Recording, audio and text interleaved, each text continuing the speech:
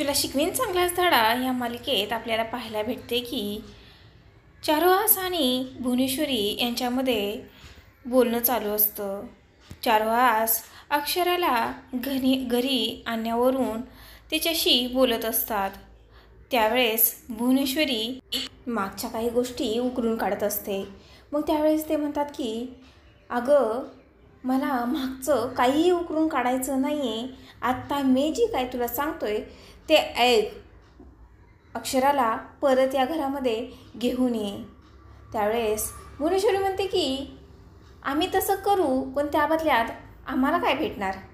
तर इकडे अक्षराची आई अक्षराला म्हणत असते की अगं अक्षरा, आपण बाप होणार आहोत ही गोड बातमी त्यांच्यापर्यंत कधी पोचणार आहे.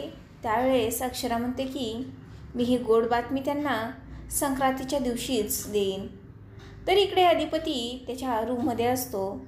मस्त काळी साडी त्याने हातामध्ये घेतलेली असते आणि तो म्हणत असतो की मी काहीही झालं तरी संक्रांतीला तुम्हाला भेटणारच. आणि अक्षराची आठवण काढत असतो.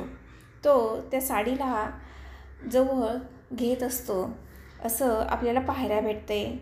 तर आता अधिपती आणि अक्षरा कधी भेटत आहेत हे येणाऱ्या भागामध्ये आपल्याला पाहायला भेटेलच.